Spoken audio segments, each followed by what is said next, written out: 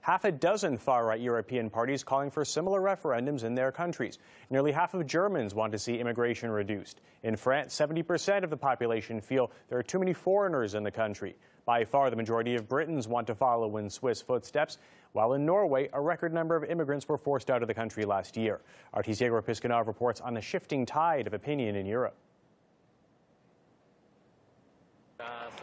This used to be a quiet suburban town in the outskirts of Oslo, where Marius spent 14 years of his life. Until, he says, along with most of his Norwegian friends, they had to move out because of constant attacks by teenage immigrant gangs.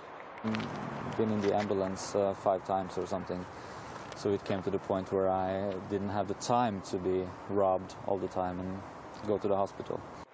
Today, 3 out of 4 students at the local school are of foreign descent. Vast energy exports brought Norway some of the highest living standards in Europe and made it very attractive for immigrants. Over the last 30 years, their population has grown tenfold.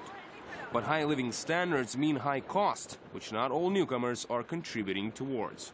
Many immigrants who are coming from Asia and Africa, they are low-skilled, and Norway don't have a labor market for them to offer jobs for them.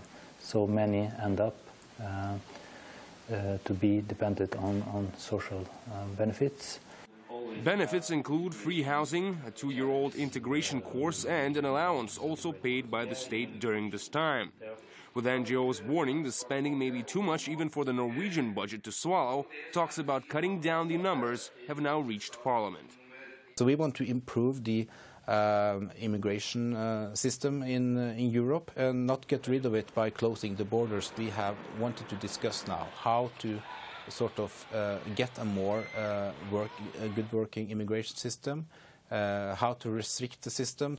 But solving one problem may create new ones. Switzerland has just held a nationwide referendum in which over half of its citizens decided to limit the amount of immigrants living and working there, causing outrage from Brussels and threatening trade ties with the EU.